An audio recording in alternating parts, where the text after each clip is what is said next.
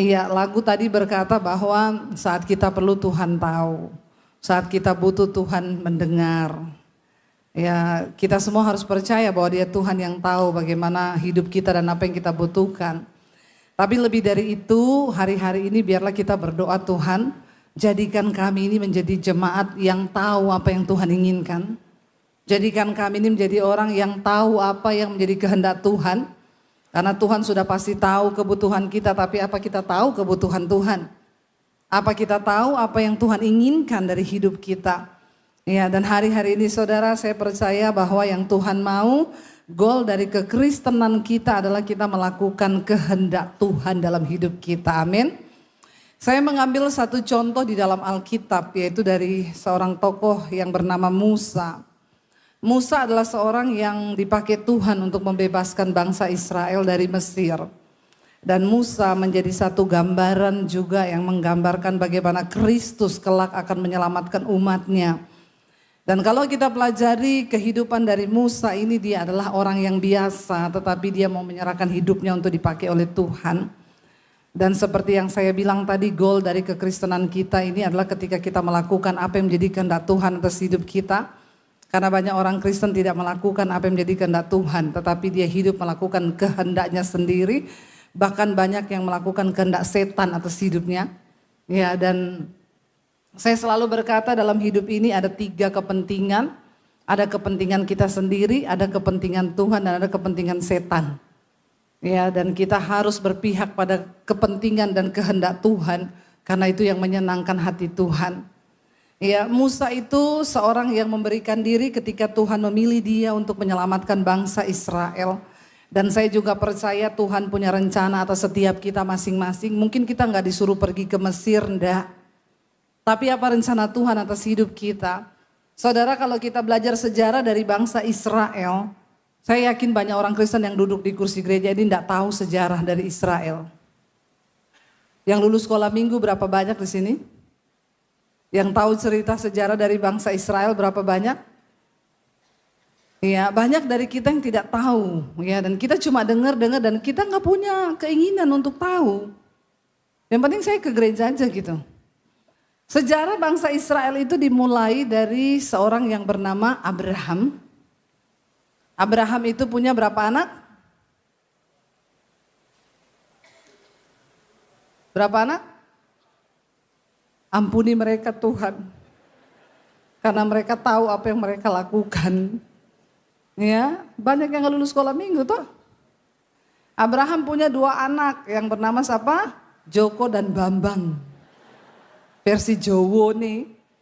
Ya, Abraham punya 2 anak, namanya siapa? Ismail dan Ishak. Anak perjanjian bernama Ishak. Lalu Ishak ini punya anak juga 2, namanya siapa? Esau dan Yakub. Ya, dicatat baik-baik, tolong dicatat baik-baik. Ini saya mengulangi cerita sekolah minggu loh. Ya, Ishak punya 2 anak, Esau dan Yakub. Lalu hak kesulungan yang harusnya di Esau jatuh ke tangan Yakub, karena Yakub itu memang Tuhan berkenan memberikannya kepada Yakub. Dan Yakub ini, dari keturunan Yakub lah ini, ketika satu malam Yakub bergumul dengan Allah dan Tuhan mengganti namanya. Mulai saat itu Tuhan berkata, engkau tidak akan lagi disebut Yakub tetapi Israel. Ya, dan Yakub punya anak yang akhirnya disebut 12 suku Israel. Ya, jadi tahu ya, ini sejarah singkat saja. Supaya saudara juga bisa tahu, oh ternyata itu sejarahnya begini. Lalu akhirnya ketika suku Israel 12 anak ini menjadi suku yang besar. Satu saat terjadi kelaparan di tanah Kanaan. Salah satu dari anak Israel yang bernama Yusuf. Ketika terjadi kelaparan itu, Yusuf waktu itu sudah jadi Perdana Menteri di Mesir. Kenapa Yusuf sampai ke Mesir? Karena dibuang oleh saudaranya. Tapi ternyata Tuhan turut bekerja. Yusuf harus mendahului keluarganya di Mesir. Karena ketika terjadi kelaparan, akhirnya Fir'aun bermimpi. dan Yusuf bisa mengartikan dari dalam penjara. Yusuf berkata, arti mimpimu ada 7 tahun masa kelimpahan dan ada 7 tahun masa kelaparan.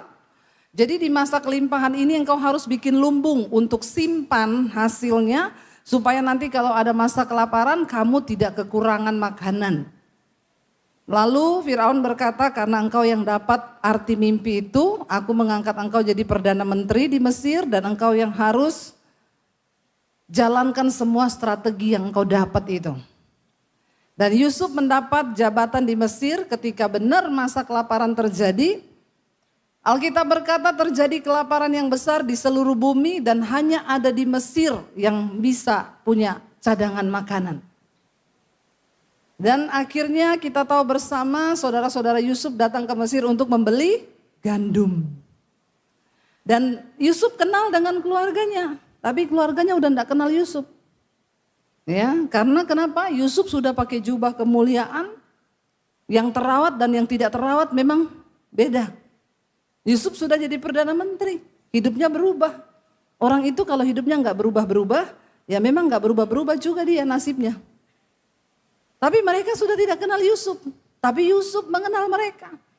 Dan akhirnya Yusuf bilang sama pegawainya, kasih gandum yang mereka beli, tapi jangan terima uangnya, kembalikan, taruh di bawah gandum itu. Dan mereka pulang, selalu mereka dapati begitu. Satu saat mereka balik, Yusuf bilang, kamu enggak kenal aku dulu adikmu yang kau buang menjadi budak di Mesir. Dan sekarang Allah sudah mengangkat hidupku supaya aku menolong engkau. Dan akhirnya Ucup bilang sama saudara-saudaranya, panggil papa untuk pindah ke Mesir. Dari situlah mereka jemput Yakub untuk pindah ke Mesir. Dan di Mesir Israel menjadi bangsa yang besar, beranak pinak, menjadi bangsa yang diberkati Tuhan di Mesir. Dan Alkitab berkata satu saat matilah Firaun, matilah juga Ucup. Lalu naiklah Firaun yang baru. Ketika Firaun baru naik, dia lihat, enggak benar ini Israel di sini. Mereka sudah menjadi kaya, menjadi bangsa yang besar, tidak boleh seperti ini. Kita harus menindas mereka, menjadikan mereka budak.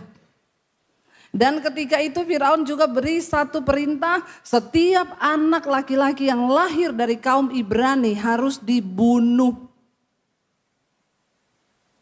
Dan setelah itu lahirlah Musa. Ketika Musa lahir, ibunya melihat ini bayi cakep banget, sayang kalau dibunuh. Lalu mamanya bikin peti dari kayu, dilapisi dengan daun papirus, itu supaya buaya tidak makan. Lalu dia dilepas, dihanyutkan di sungai Ciliwung. Bukan ya? Di sungai Nil. Dan akhirnya satu saat putri Firaun lagi mandi dengan dayang-dayangnya di sungai Ciliwung. Dia lihat kok ada peti itu hanyut. Lalu dia bilang sama anak buahnya, dayang-dayangnya coba kamu ambil. Lalu diambil sama anak buahnya dan mereka bilang, putri ini isinya bayi. Waktu putrinya lihat, ih lucu banget Musa waktu kecil cakep. Lalu putri Firaun bilang, ini pasti anak orang Ibrani. Dia takut kalau dibunuh jadi dia hanyutkan di sungai. Putri Firaun jatuh cinta kepada bayi Musa. Dan dia mengambil bayi ini dan merawatnya di istana Raja Firaun. Harusnya Musa dibunuh oleh Raja Firaun. Tetapi orang pilihan Tuhan itu akan diluputkan ketika waktu tekanan, ancaman sehebat apapun. Kalau kau menjadi orang pilihan Tuhan, Tuhan sanggup meluputkan engkau. Bahkan memberikan semua yang terbaik atas hidupmu. Amin saudara. Lalu setelah itu saudara Musa ini kan sangat bertolak belakang. Harusnya dibunuh malah dibesarkan di kerajaannya Firaun. Mendapat semua fasilitas raja. Dan akhirnya Musa tumbuh menjadi pemuda yang gagah berani. Tapi dia tahu dia bukanlah orang Mesir, dia keturunan Ibrani, orang Israel. Dan akhirnya saudara, ketika Musa melihat di sekelilingnya satu saat dia lagi jalan-jalan di dekat istana. Dia lihat ada orang Israel yang lagi disiksa, kerja paksa, bahkan dipukul. Dan Musa ini jiwa satrianya merontak melihat bangsanya ditindas. Dia bilang, kenapa kamu pukul dia, orang yang tidak bersalah? Orang Mesir dengan sombongnya saudara terus menyiksa, dan Musa gak tahan, dia pukul orang Mesir itu sampai akhirnya Alkitab bilang mati. Dan akhirnya Musa mengubur jenazahnya di dalam pasir, tapi ada yang melihat. Lalu dia dilaporkan kepada Fir'aun. Dan ketika Fir'aun mendengar, Fir'aun mengeluarkan ultimatum untuk membunuh Musa. Musa mengambil kesempatan untuk melarikan diri karena dia menjadi buronan. Dia lari dari Mesir sampai ke tanahnya orang Midian. Saudara, kalau ada berkat, pergilah ke Israel. Supaya saudara bisa tahu, oh ternyata ini ya, di sini dari Mesir ke sini ke sini. Oh, Alkitab itu benar ya, yang dicatat itu ada sejarahnya. Ya, jangan cuma shopping-shopping terus ke Eropa sana. Pergilah ke Israel supaya saudara tahu kisah di Alkitab itu memang nyata, benar ada. Ya, lalu ketika dia sampai di tanah Midian, dia lihat ada beberapa gadis yang mau dirampok. Lalu dia tolonglah cewek-cewek ini tadi. Ketika gadis-gadis ini pulang, mereka cerita sama bapaknya. Ternyata mereka anaknya Om Yitro. Mereka bilang, "Pah, tadi kita ditolong sama cowok ganteng orang Mesir. Kita ini mau dirampok, mau digini-gini." Terus papanya bilang, "Loh kenapa kamu gak ajak dia dinner di rumah kita malam ini?" Akhirnya mereka panggil Musa, "Ayo sini kita dinner bareng," diundang papa. Yitro adalah seorang imam yang tinggal di Midian. Tapi dia juga pengusaha kaya karena dia punya peternakan yang besar. Lalu Yitro bilang begini, boleh juga nih anak nih, cakep, ganteng, ya, takut Tuhan. Yitro bilang, aku punya anak yang besar namanya Sipora, nikahi dia. Memang orang kalau dipilih Tuhan dapat mertua kaya. Ini idamannya para jomblo-jombloers kan. Kalau nggak dapat yang peternakan kambing domba, setidaknya ternak ayam lah ya. Tapi lihat Tuhan itu mengatur. Musa yang tadinya lari dari Mesir karena dia bunuh orang, dia buronan mau dibunuh. Dia di tanah Midian, ketemu cewek cantik, dapat mertua kaya. Lalu Musa kerja sama mertuanya. Hidupnya nyaman gak? Enak gak? Itu semua yang kita inginkan toh? Hidup enak, punya keluarga yang mapan, udah gak perlu susah lagi, dapat mertua kaya, tinggal kerja di situ. Amin. Siapa yang mau begitu? Angkat tangan. Gak usah pura-pura. Ya, mau kan kita toh? Kemapanan toh? Kenyamanan kan? Udah gak perlu ngapa-ngapa lagi, udah punya mertua, punya rumah, Musa melahirkan anak istrinya. Wah, udah komplit. Gak ada lagi pergumulan. Tapi seringkali kenyamanan itu membuat kita gak bisa lagi dengar suara Tuhan. Seringkali kenyamanan itu membuat kita, karena Tuhan gak suka dengan kenyamanan. Dan semua orang yang akan melakukan kehendak Tuhan, memang itu harus pergi meninggalkan kenyamanan. Sebab melakukan kehendak Tuhan itu tidak nyaman. Bilang kanan kirimu, jangan cari yang nyaman. Karena Tuhan tuh gak suka yang nyaman. Muka saudara kok kayak gak seneng ya? Biasa aja menatap saya, jangan begitu. Makanya kita perlu melibatkan Tuhan dalam segala perkara saudara. Lalu ketika Musa satu kali sedang menggembalakan kambing domba, Keluaran pasal yang ketiga kita baca bersama. Kalau saudara bisa baca-baca supaya kalau kita baca dengan mulut itu beda daripada cuma dengar pendeta. Kalau baca dengan mulut otak ikut, tapi kalau cuma dengar otaknya nanti kemana-mana, nggak nyantol. Baca yuk. Adapun Musa, ia biasa menggembalakan kambing domba. Yitro mertuanya, imam di Midian. Sekali ketika ia menggiring kambing domba itu ke seberang padang gurun, sampailah ia ke gunung Allah, yakni gunung Horeb. Lalu malaikat Tuhan menampakkan diri kepadanya dalam nyala api yang keluar dari semak duri. Lalu ia melihat dan tampaklah semak duri itu menyala tetapi tidak dimakan api. Musa berkata, baiklah aku menyimpang ke sana untuk memeriksa penglihatan yang hebat itu. Mengapakah tidak terbakar semak duri itu padahal ada api?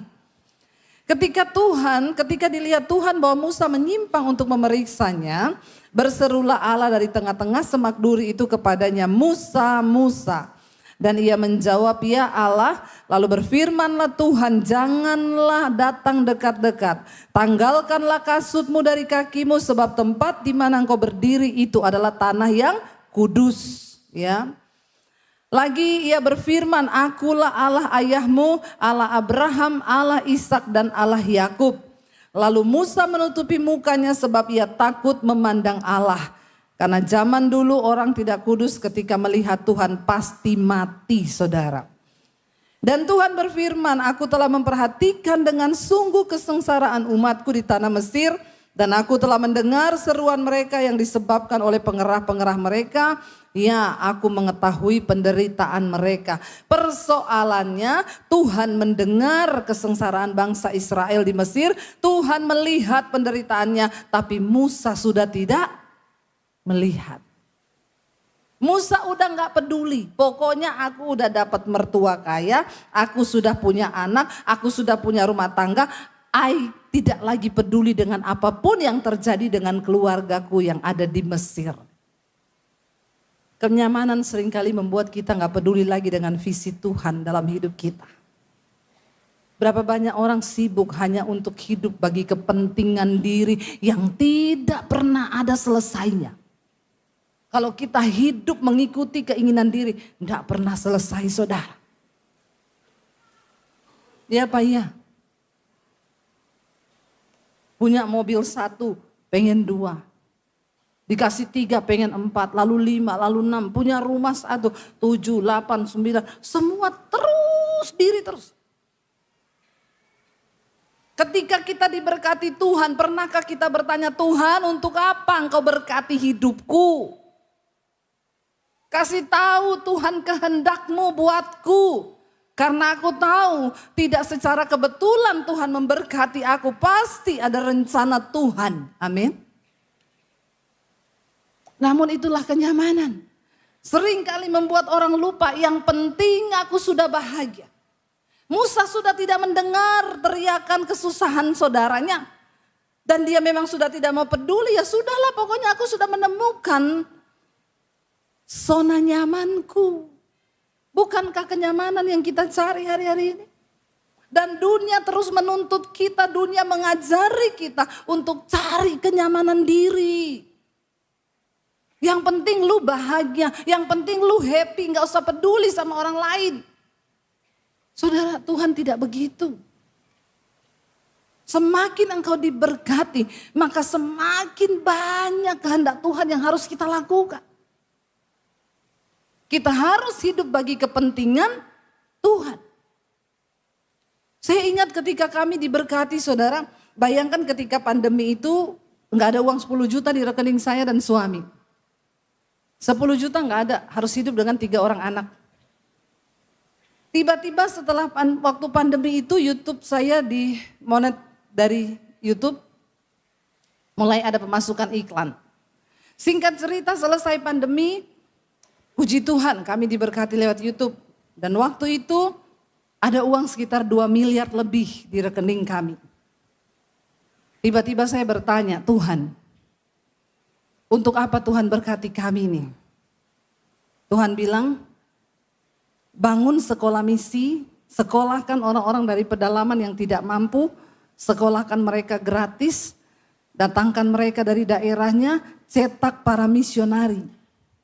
Saya bilang Tuhan bilang taruh itu 2M untuk awal dana pembangunan. Saya tengking dalam nama Yesus. Kan bisa buat beli apa dulu tuh? Buat saudara 2M itu besar enggak? Oh besar juga. Saya kira buat orang Surabaya kecil. Ternyata besar juga ya. Kami bergumul saudara. Tapi saya tahu ada rencana Tuhan. Saya bergumul dengan suami, saya bilang sama suami, gimana nih? Saya bilang, Tuhan saya bukan orang kaya loh Tuhan. Kenapa Tuhan gak suruh orang kaya aja? Tuhan bilang, aku gak cari orang kaya. Tapi aku cari orang yang mau melakukan kehendakku. Akhirnya kami rela. Terpaksa? Iya. Karena untuk melakukan kehendak Tuhan memang harus terpaksa. Melawan daging ini tidak enak. Harus terpaksa. Kami taruh saudara, pembangunan selesai habis hampir 4 miliar lebih. Tapi saya tahu itu dari Tuhan. Saya nggak pernah cari dana, saya nggak pernah kirim proposal. Kalau ada satu orang pun di sini yang pernah saya kirim proposal, tolong menghadap di ruang pembicara setelah ini. Nggak ada. Kami mengandalkan Tuhan. Puji Tuhan sekolah itu sekarang sudah berjalan, Desember ini selesai angkatan yang keempat. Januari masuk angkatan yang kelima. Misionari dicetak di sana. Saudara, melakukan kehendak Tuhan itu enggak mudah. Enggak enak buat daging. Sekarang saya bicara tentang kehendak Tuhan. Mungkin saudara bertanya, apa kehendak Tuhan buat saya, Bu? Kehendak Tuhan tidak harus selalu yang kelihatannya wow. Karena semakin saudara setia, semakin besar nanti kehendak Tuhan buat sendiri saudara. Kita mulai dari yang kecil aja dulu. Suami istri waktu kau bertengkar, kehendak Tuhan kau berdamai. Tidak usah lama-lama berantem. Tapi kehendak setan lama-lama aja berantem, makin lama makin seru. Saudara dengar yang mana? Kehendak Tuhan atau kehendak setan? Yang melakukan kehendak setan angkat tangan. Tidak ada yang ngaku. Ya. Sulit gak melakukan kehendak Tuhan? Waktu kita jengkel, berantem, terus tiba-tiba kita bilang, udah gak usah berantem, kita berdoa yuk biar Tuhan disenangkan. Ada yang begitu? Nggak ada. Semua lebih seru bertengkar. Dasar kamu. Kamu tahu gak saya nyesal nikah sama kamu? Kamu pikir aku tidak? Kita sudahi saja. Lebih enak begitu tuh. Tapi kehendak Tuhan apa saudara? Waktu kau mau ribut, kita berdoa yuk. Tuhan tuh enggak mau loh kita ribut-ribut yuk. Kita kalahkan iblis yuk. Kita lakukan kehendak Tuhan. Itu goalnya loh saudara. Anak-anak muda, apa kehendak Tuhan bagi hidupmu? Tuhan gak pengen kamu jadi homo. Karena Tuhan gak pernah ciptakan tulang lunak. Boti-boti enggak ada. Tuhan tuh ciptakan laki-laki dan perempuan. Bukan Adam dan Eben. Bukan Hawa dan Endang. Enggak ada itu. Jangan kau kompromi dengan keadaanmu dan berkata, ya memang saya diciptakan sudah begini. No. Rencana Tuhan itu enggak ada yang gagal. Kalau kau gagal itu setan. Anak muda, apa yang Tuhan kehendaki dari hidupmu Tuhan bilang, karena yang ku kehendaki ialah kekudusanmu. Pernahkah engkau bertanya apa kehendakmu atas hidupku Tuhan? Tuhan gak pengen kamu merokok. Tuhan gak pengen engkau rusak hidupmu dengan narkoba, dengan minuman keras. Tuhan gak pengen kamu tenggelam di dugem tiap malam. Tuhan gak pengen kamu terikat dengan film porno. Dan mungkin engkau berkata sulit bagiku untuk keluar dari dosa ini. Hello, apakah kau mau mematikan dagingmu dan belajar untuk hidup melakukan kehendak Tuhan? Tidak gampang, tidak gampang. Tapi waktu kau mau, engkau menghormati Tuhan di hidupmu. Kita nggak usah bicara yang hebat-hebat. Yang sehari-hari aja dalam kekristenan ini. Ketika ada orang tipu kamu, bawa lari uangmu. Tuhan bilang ampuni. Ya, doakan dia. Doakannya apa? Kalau kita maunya Tuhan kutuk dia 7 turunan. Tuhan bilang enggak begitu doanya. Mintalah berkat bagi orang yang berbuat jahat padamu. Itu susah atau gampang? Susah. Tapi itulah kehendak Tuhan. Jangan kau kalah dengan kejahatan, tapi kalahkanlah kejahatan dengan kebaikan. Itu kehendak Tuhan. Memang tidak mudah. Tapi kita harus sampai pada goal itu, saudara. Lalu Tuhan berkata kepada Musa, aku mendengar, walaupun kau tidak dengar, tapi aku dengar teriakan dan penderitaan mereka. Ayat 8, sebab itu aku telah turun untuk melepaskan mereka dari tangan orang Mesir dan menuntun mereka keluar dari negeri itu ke suatu negeri yang baik, yang luas, suatu negeri yang berlimpah-limpah susu dan madunya, ke tempat orang Kanaan, orang Het, orang Amori, orang Feris, orang Hewi dan orang Yebus, kata Tuhan. Sekarang seruan orang Israel telah sampai kepadaku, juga telah kulihat betapa kerasnya orang Mesir menindas mereka. Jadi sekarang Tuhan bilang sama Musa, jadi sekarang pergilah, aku mengutus engkau kepada Fir'aun untuk membawa umatku orang Israel keluar dari Mesir.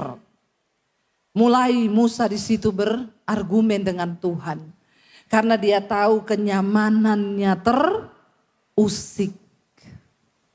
Enak di situ di rumah mertua, duduk-duduk, sore-sore bikin kopi, nikmati waktu dengan istri dan anak. Enggak ada tekanan, tidak ada sesuatu yang bayar harga.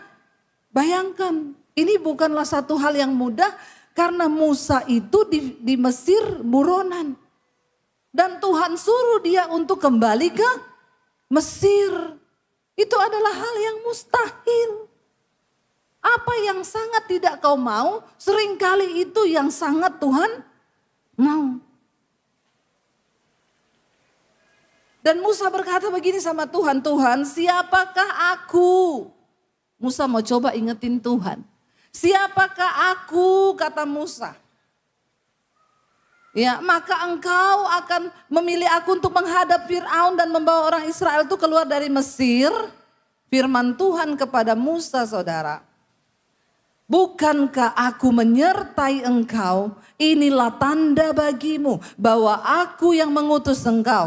Apabila engkau telah membawa bangsa itu keluar dari Mesir, maka kamu akan beribadah kepada Allah di gunung ini. Tuhan bilang begini. Musa mau coba ingetin Tuhan, siapa aku Tuhan? Aku ini pembunuh, aku ini buronan dari Mesir. Tuhan tidak terlalu peduli dengan masa lalumu, saudara. Sehitam apapun masa lalu itu, asal kau mau dipakai Tuhan. Tuhan bilang, aku yang menyertai engkau. Waktu kita disertai Tuhan, enggak peduli seberapapun buruknya hidup kita, asal Tuhan menyertai, semuanya akan menjadi berbeda di tangan Tuhan. Amin. Amin. Yes, Tuhan itu Tuhan. Penyertaan Tuhan itu di atas segala-galanya. Kalau mau dilihat kembali, siapa saya ini dulu? Saya ini cuma orang berdosa yang mau bunuh diri karena merasa hidup saya sudah hancur. Masa lalu saya buruk, bahkan masa depan saya tidak ada. Tapi Tuhan bilang, aku gak peduli dengan hitamnya masa lalumu. Kalau kau mau menyerahkan hidupmu untuk melakukan kehendakku, aku menyertai. Dan kalau hidup kita disertai Tuhan, apa yang mustahil? Dan hari ini saya mau berkata sama saudara, saya yang ada hari ini yang berdiri depan saudara, kalau saya bisa ada seperti hari ini, itu semua hanya karena penyertaan Tuhan di dalam hidup saya. Tidak ada yang lain. Musa mencoba ingetin Tuhan, masa laluku buruk. Siapa aku Tuhan? Ya, dia mau tunggu Tuhan bilang kau pembunuh, kau pendosa. Enggak peduli dosamu, makanya hari ini saudara Tuhan tunggu. Mungkin hari ini kau sedang nyaman hidup sebagai seorang yang bersinah, yang selingkuh atau mungkin ani-ani. Ani-ani no, simpanan no. Yes. Bodoh wae itu. Hari ini kau sedang menikmati kenyamanan sebagai seorang simpenan. Punya apartemen, punya mobil, punya duit. Lalu tiba-tiba kau mendengar Tuhan bilang, aku mau kau melakukan kehendakku, tinggalkan semua kenyamanan itu. Apakah engkau rela? kembali hidup miskin untuk melakukan kehendak Tuhan? Banyak orang gak rela. Sebab keinginan daging itu nikmat, kenyamanan itu nikmat. Ya, udah dapat apartemen dari Om Agus. Atau om siapalah itu, hai om-om, bertobat kau. Banyak om-om ini juga nggak tahu diri. Ya, baru diberkati sedikit, udah berani jadi sugar daddy atau daddy sugar. Cuma 2 itu aja nasibnya. Kalau nggak jadi bapak-bapak diabetes kau. Ya, penuh dengan gula. Itu yang tukang-tukang selingkuh itu nanti ujung-ujungnya kalau tua sakit. Kalau udah sakit, ya, siapa yang mau ngerawat? Kalau lagi sehat jangan sombong. Saya ini banyak dengar konseling ibu-ibu. Suami saya Bu, semua uang dikasih sama pelakor, sama ani-aninya Bu. Justru saya istri juga jadi kayak simpanannya. Dia pulang itu sebulan sekali. Bu Debbie, saya harus berdoa apa? Bu, doakan Tuhan hajar suamiku. Itu yang saya kasih tahu, memang benar. Karena bapak-bapak itu banyak gak tahu diri, sombong.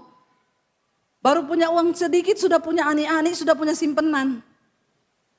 Iya, kau lagi sehat, jangan sombong. Sedikit aja Tuhan gunting 1 urat di jantungmu, mati kau. Saya kadang-kadang bingung lihat orang itu saudara, gak takut Tuhan, hidup berbuat dosa seenaknya. Dia pikir gak ada Tuhan. Waktu kau hidup melakukan kehendak setan, kau sedang menyakiti hati Tuhan. Karena gak gampang, Tuhan mati, taruh nyawanya loh buat kita untuk tebus engkau dari dosa. Dan dengan enaknya kau melakukan dosa tanpa peduli perasaan Tuhan. Jangan cuma nyanyi, saat ku perlu Tuhan tahu. Malaikat bilang pret. Apa kau tahu hati Tuhan? Ketika engkau tidak mau mengampuni, apa kau rasa bagaimana perasaan Tuhan? Ketika engkau tidak mau menyerahkan hidupmu untuk hidup takut Tuhan, apa kau tahu bagaimana hati Tuhan yang sudah mengorbankan nyawanya? Saya ketemu bapak-bapak saudara, dia bilang, Bu, tadinya saya ini benci sama istri saya. Istri saya itu cerewet. Di rumah itu pokoknya saya nggak betah. Saya berulang kali kasih ayat itu. Hai istri, tunduklah pada suamimu. Akhirnya saya dapat khotbahnya Bu Debbie tuh. Iseng saya penat, saya pusing. Kakak saya ngirimi khotbahnya Bu Debbie terus. Kamu kalau stres dengerin ini loh. Dengerin khotbah ini. Pertama dia cuekin, kedua dia cuekin. Satu saat lagi stres. Bapak-bapak kau itu kalau selingkuh nggak makin damai hatimu, percayalah. Dosa itu bikin stres. Lalu dia stres, kakaknya kirim ini, dengerin ini. Lalu satu saat dia klik. Dia dijamah Tuhan lewat khotbah saya. Lalu dia nangis, dia bilang, Tuhan, aku mau melakukan kehendak-Mu, aku mau bertobat, buka jalan Tuhan. Waktu dia berdoa begitu, istrinya tak ketahuan chattingannya dengan selingkuhannya. Terus dia bilang gini, aku kan mau bertobat Tuhan, bukannya istri saya tahu. Tapi kan itu jawaban doa. Ya, saya bilang Pak itu justru jawaban doa loh. Karena kalau istri enggak tahu, bapak tobat sendiri bisa jatuh lagi. Karena istri belum tahu. Jadi jawaban doanya ya Tuhan kasih tahu istrimu. Lalu ketika dia mulai dengar khotbah-khotbah saya, dia bilang gini, Bu, saya jadi ngerti waktu dengar khotbahnya Ibu Debbie tentang suami. Ternyata ayatnya untuk suami itu berkata begini, hai suami, kasihilah istrimu seperti Kristus mengasihi jemaat dan menyerahkan nyawanya untuk jemaat. Itu ayat berat enggak bapak-bapak? Jadi ternyata suami disuruh mengasihi istri sama seperti Kristus mengasihi jemaat dan menyerahkan nyawanya untuk jemaat. Ternyata lebih berat dari ayat yang buat istri. Kata dia gini, aduh sejak saya tahu itu Bu, saya bertobat Bu, ternyata saya juga tidak melakukan. Bayangkan saya ini harus menjadi seperti Tuhan Yesus yang mengasihi istri saya seperti mengasihi jemaat. Jadi saya syok waktu dengar ayat itu Bu. Saya bilang Pak, sebenarnya suami-suami engkau enggak perlu tuntut-tuntut istrimu tunduk. Kalau engkau menjadi seperti Kristus yang mengasihi istrimu seperti yang kau mengasihi jemaat, Kristus mengasihi jemaat. Nggak usah bilang-bilang sama istri tunduk, saya yakin otomatis. Kau pulang kerja, masuk rumah istrimu sudah begini, Papa.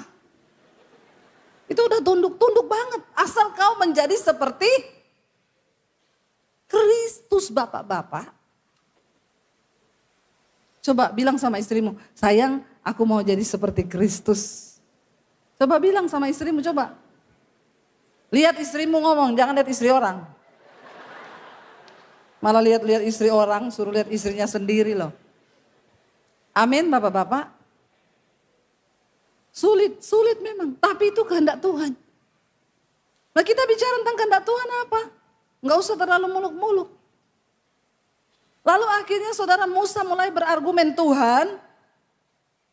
Terus bagaimana kalau bangsa Israel tidak percaya? Kalau mereka tanya siapa yang suruh kamu? Kamu tuh nggak usah ngaku-ngaku. Namanya Tuhan itu siapa? Tuhan bilang kalau mereka tanya siapa yang suruh kamu? Bilang namaku aku adalah aku kata Tuhan. Perhatikan aku adalah aku huruf besar. Artinya apa saudara? Ini bicara tentang kedaulatan Tuhan. Waktu aku adalah aku yang menyertai kita. Artinya apa? Aku adalah aku, ini bicara tentang otoritas Tuhan yang tidak bisa dibendung atau dibatasi oleh kuasa apapun juga. Aku adalah aku yang menyertai engkau, yang tidak akan bisa dibendung oleh raja sekalipun. Masalah apa yang terlalu berat di depanmu hari ini? Waktu aku adalah aku yang menyertai engkau. Anak muda, engkau gak perlu takut dengan masa depan yang makin buram nih. Makin banyak dipecat orang-orang nih, pengurangan. Ini udah pada pengurangan pegawai. Sementara kau belum lulus kuliah, belum lulus SMA. Rasanya menghadapi masa depan ini kayak apa? Waktu aku adalah aku, dia yang berdaulat atas hidup kita dan yang punya otoritas itu menyertai. Bahkan alam semesta ini tunduk kepada aku adalah aku. Tuhan dan Raja kita di dalam nama Tuhan Yesus Kristus. Amin. Tapi Tuhan itu tunggu, kamu mau enggak? Lalu Musa bilang kalau mereka enggak percaya. Tuhan bilang apa yang ada di tanganmu Musa? Tongkat, lempar tongkat itu ke tanah. Ketika Musa melempar tongkat itu Alkitab berkata tongkat itu berubah menjadi uang. Oh ular. Lalu Tuhan bilang pegang ekornya. Ketika Musa pegang ekornya, dia kembali menjadi tongkat. Lalu Tuhan bilang sekarang masukkan tanganmu ke dalam jubahmu. Keluarkan, waktu Musa keluarkan penuh kusta tangannya ini putih semua jadi kusta. Tuhan bilang masukin lagi ke jubahmu, keluarkan. Waktu dikeluarkan sembuh. Cukup itu menjadi tanda bagimu? Pergi, Musa ngomong lagi Tuhan tapi aku ini berat lidah, enggak pinter ngomong. Tuhan bilang siapa yang menciptakan mulut manusia untuk bisa dapat berbicara? Siapa yang menciptakan mata manusia untuk bisa melihat? Aku adalah aku yang berkuasa.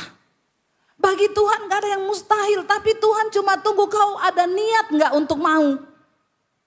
Tuhan tahu untuk kita melakukan kehendaknya itu berat. Seringkali untuk keluar dari dosa pun itu sangat berat. Tapi dia melihat niat hatimu. Dan ketika ada niat, barulah Tuhan itu bisa bekerja. Katakan aku mau keluar Tuhan. Aku mau melakukan kehendakmu. Saya kemarin waktu datang ke sini saudara. Waktu mau landing, seperti biasa tinggal beberapa saat landing diumumkan. Para penumpang yang terhormat, saat landing sudah dekat. Tegakkan sandaran kursi, lipat meja, kenakan sabuk pengaman dan buka jendela di sebelah Anda. Semua udah duduk, seneng nih ya. Seneng, ya sudah mau nyampe. Tiba-tiba diumumkan. Baru saja kami mendapat peringatan dari Bandara Surabaya bahwa saat ini di bandara sedang hujan lebat. Jadi kita tidak bisa landing sekarang dan kita akan berputar-putar sambil menunggu pengumuman dari bandara izin untuk mendarat. Kalau putar-putar di Pakuwon Mall enak, ya enak. Putar-putar di atas udara lagi keadaan cuaca tidak bagus, bikin deg-degan. Tapi saya cuma pikir gini, biasalah cuaca buruk. Saya main game saudara. Ya, saya tuh kalau di pesawat kalau nggak baca Alkitab main game. Karena memang sudah nggak bisa ngapa-ngapa. Jadi ya main game aja. Saya cuek aja, tahu-tahu ini muter kok lama ya, sudah lama muter-muter ini. Saya lihat jam, udah setengah jam. Perasaan udah mulai gak enak. Lalu saya protes sama Tuhan gini, Tuhan ngapain sih Tuhan? Ini pakai acara begini nih loh, landing tinggal landing loh. Karena saya tiba-tiba ingat dulu saya pernah mau pelayanan di Pekanbaru gak bisa landing. Lalu dialihkan ke Batam, saya harus nginap semalam di Batam. Jadi batal pelayanan pulang lagi ke Jakarta. Karena gak ada pesawat yang mau ke sana. Saya pikir ini kalau batal landing kita balik ke Jakarta atau di Bali terus nginap lagi semalam. Aduh tambah capek saya ini. Terus saya bilang Tuhan ngapain sih Tuhan gak bikin. Terus di hati saya itu berkata ini. Kan kamu dari tadi gak doa. Malah main game. Bertobat. Kadang-kadang memang pendeta nih perlu bertobat juga. Ya saya baru minta ampun sama Tuhan. Ya Tuhan ampuni saya ya. Kenapa saya gak ingat berdoa ya. Saya matikan game saya berdoa. Tuhan, Engkau yang mengatur alam semesta, cuaca, langit, hujan, petir, badai. Aku percaya pada kuasa-Mu, Engkau adalah aku itu. Tolong Tuhan, beri cuaca yang terbaik di Bandara Surabaya supaya kami bisa landing dengan aman. Saya amin, begitu amin, saya dengar suara di hati gini, tunggu ya 5 menit. Benar, tidak lama 5 menit bunyi ting tong. Para penumpang yang kami hormati, kita telah menerima pemberitahuan dari Bandara Surabaya. Kita akan bersiap untuk mendarat. Wow enggak? Seringkali kita pikir itu cuma perkara kecil. Padahal Alkitab bilang tetaplah berdoa. Saya cuma pikir nanti gampang juga, ntar juga cuacanya bagus, ntar juga lama-lama juga berhenti sendiri. Ayo libatkan Tuhan dalam segala perkara saudara. Apalagi dalam perkara-perkara yang besar, dalam pekerjaanmu, rumah tanggamu, studimu, masa depanmu yang mau pilih jodoh. Jangan sembarangan. Cari kehendak Tuhan yang terbaik. Amin. Lalu ketika Musa bilang begitu, Tuhan bilang aku yang ciptakan lidahmu loh. Akhirnya Musa berkata, oke Tuhan ini aku, utus aku. Dan dia melakukan kehendak Tuhan. Bapak Ibu, kenapa hari ini saya bicara tentang melakukan kehendak Tuhan? Yang terakhir coba kita buka Injil Matius pasal yang ke-7. Ayat yang ke-21 kita baca bersama. 1, 2, 3. Bukan setiap orang yang berseru kepadaku Tuhan, Tuhan yang akan masuk dalam kerajaan sorga. Melainkan siapa? Dia yang melakukan kehendak Bapakku yang di sorga.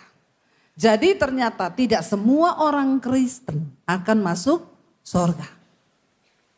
Pendeta sekalipun, gembala sekalipun, pendoa sekalipun. Kalau kau tidak melakukan kehendak Bapa, yaitu firman Tuhan, engkau tidak mungkin bisa masuk dalam kerajaan sorga. Ini adalah pertandingan iman kita. Mari kita selesaikan saudara sampai di garis akhir. Sekalipun itu berat, bilang Tuhan, beri aku kepekaan. Untuk aku tahu kehendak-Mu, untuk aku melakukan kehendak-Mu, biarlah kami hidup hanya untuk kepentingan Tuhan. Saya undang para imam musik bisa maju ke depan. Mari hari-hari ini kita berlomba saudara. Anak-anak muda kalahkan keinginan dirimu sendiri. Seberat apapun dosamu, Tuhan mampu tolong engkau untuk keluar dari ikatan dosa itu. Kalau hari ini engkau dengar kehendak Tuhan berkata tinggalkan dosamu, ayo ambil langkah itu. Kalau hari ini engkau dengar kehendak Tuhan berkata ampuni keluargamu, ampuni saudara. Ampuni orang yang menyakitimu, ampuni. Kalau hari ini mungkin engkau mendengar Tuhan bilang keluarkan hartamu, kau juga harus belajar taat. Apapun itu Tuhan sekalipun menyakitkan, kami mau belajar. Kami mau hidup untuk Tuhan.